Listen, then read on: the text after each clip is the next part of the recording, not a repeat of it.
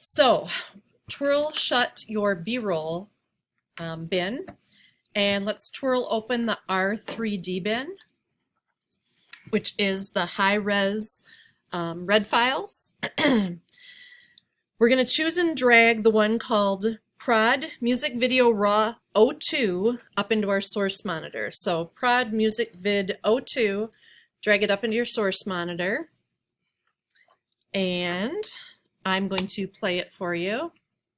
Or you guys push your space bar for play also. Does it look weird? Looks slow. Looks slow, right? Okay.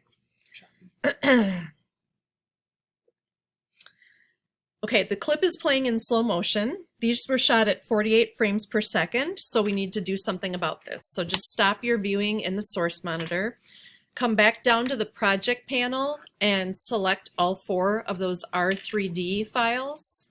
So either marquee select them or shift click select them. And then from here we're going to modify them. So we're going to right click and choose modify. And we're going to interpret their footage again. And we're going to change this one. So instead of using the frame rate of 23.9, we're going to assume a frame rate of 48. That's what they were shot at. And say OK. I'll show you that same one up in the source window again.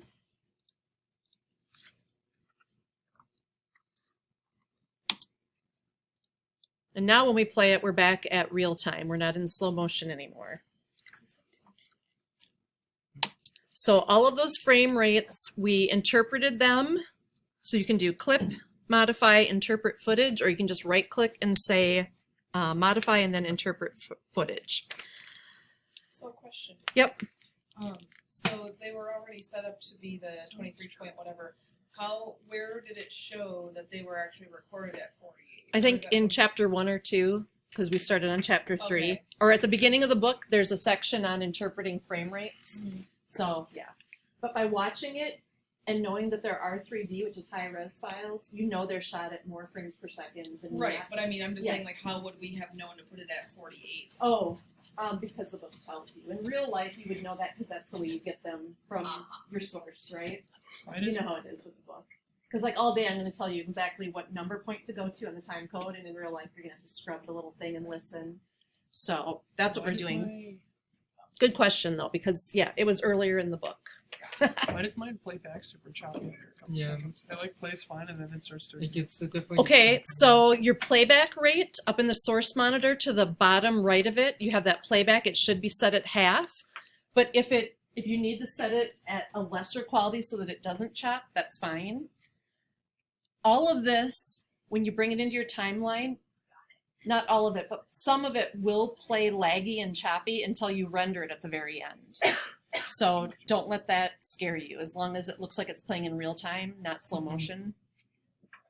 So yeah, you can change that playback resolution if that helps. Okay, so we have this clip opened in our source monitor. I'm going to make it a little bit bigger. It is the clip called raw02.r3d. It has no audio, but if we kind of drag through at the end here, it gets real foggy, and then right about here, dude flips his hair. I'm just scrubbing back and forth to show you his hair flip.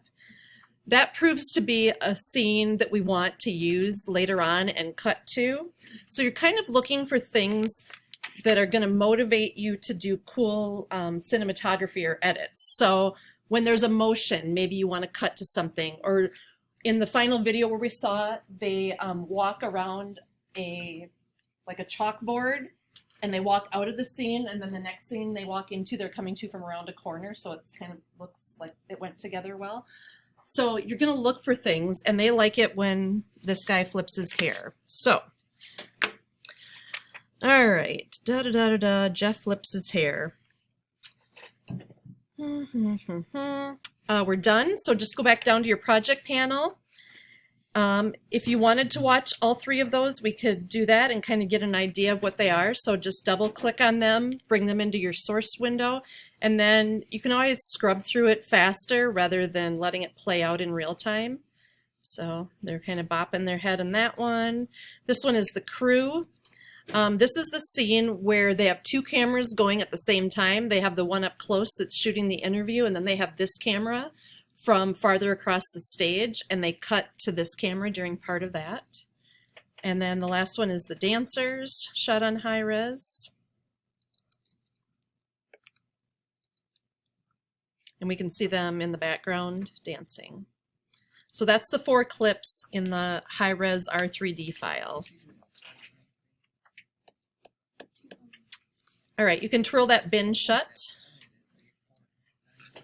And we're gonna look at the audio bin next and get some understanding of how that works.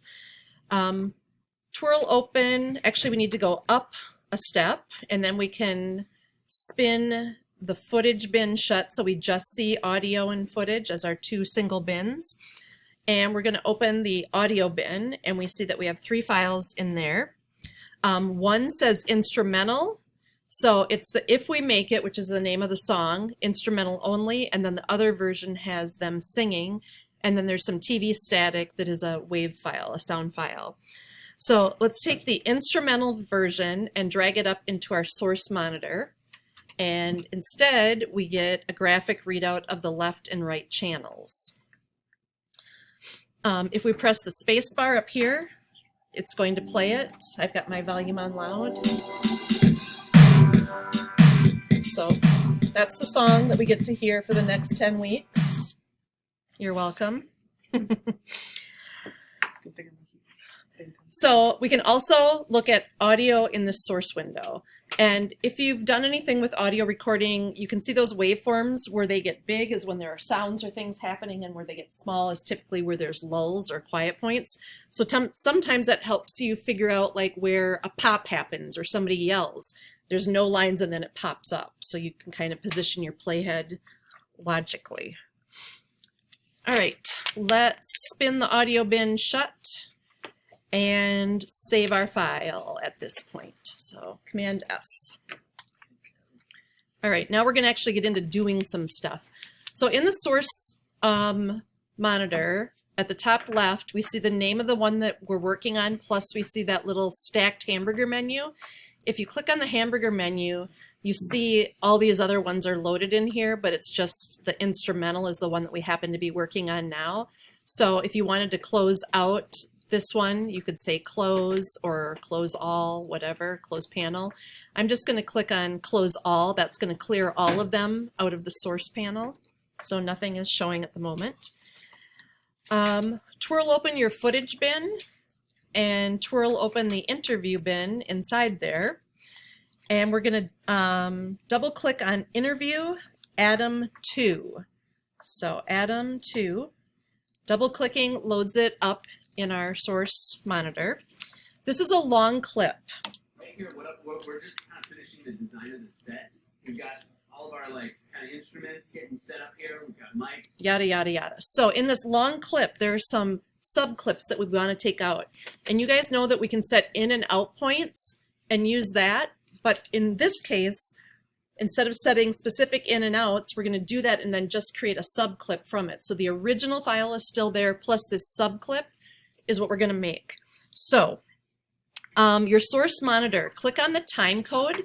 If you want to scrub the playhead and get it to match numbers exactly, you can, but it's just as easy to click on the time code and then just type in the numbers that I'm telling you, and you don't even need the punctuation. So 1515 enter takes us to 15 seconds, 15 frames. It's a lot faster than scrubbing and getting into it.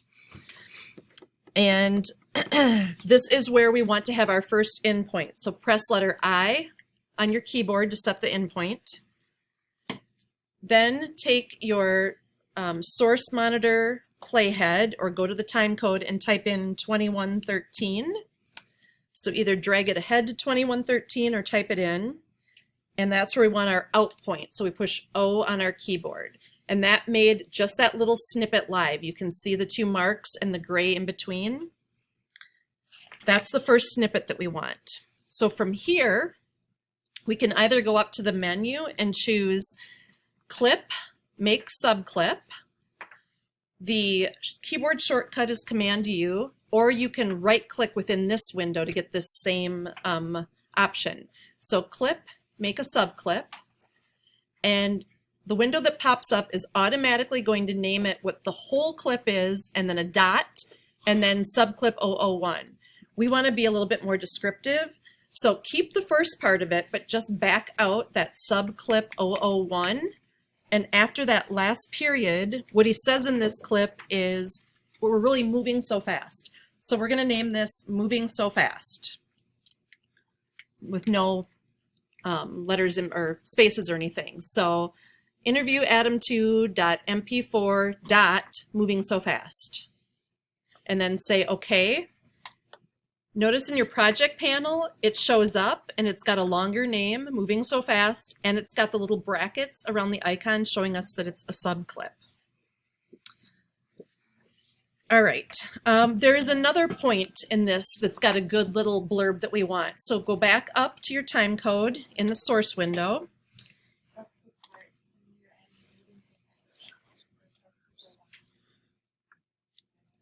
What's wrong? I had to help Liz now. I don't know what we're doing. Hmm? I had to help Liz. I don't know what we're doing now. Oh, did you make the subclip? Yes. Okay, then you haven't missed anything. Go to the source, and in the time code, type in 2217, enter. That takes our playhead forward a little bit. We're going to set a new in point, so I for in, because there's another sound clip later that we want out of here. Take your playhead to 3004, hit enter, and make your out point there. This is another one that we want to make a subclip. So again, you can go through the menu, you can Command U, or you can right click to get the contextual menu and choose make subclip. And instead of calling it subclip 002 at the end, we're just going to back out that boring part. And this is where he says this is going to be awesome. So we name this one Gonna Be Awesome.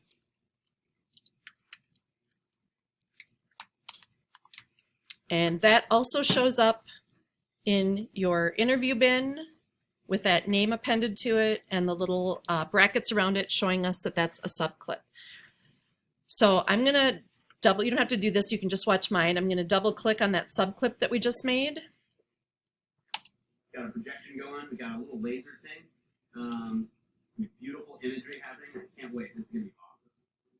So that's the clip that we pulled out of that one. I'm going to turn off that looping. I hate that. And then the other one that we made is this one. Yeah, just kind of getting everything together. We're about to roll some camera. Wow, this is just moving so fast. So that's a subclip. Those are the two subclips that we pulled out of that big one. All right, let's do a file save as. And in this class, one thing I love to do, poolside edit 01, and then do the letter P, 83. What that's telling me is that this is good and clean through page 83. So if we muck it up a few pages later, we can back up to this because it can do these auto saves over it, and we like to be able to back up every now and then. So the next thing I'm going to have you do is, I actually have printouts for you from the book. You're going to go through a bunch of these interview clips. They don't need to have subclips made like we just do. There's only one part in them that's good. So you're just going to load each one and put an in and an out point for each one of these so that we identify the important one. Don't toss you the paper. No, Just keep flip working over from your here. arms, okay? Yep. I'm just- The one you just saved. What? Key. That's all right. What's that? So it tells you what clip to open and where to set the in and out points. And then when you're done, save that as page 84. P84.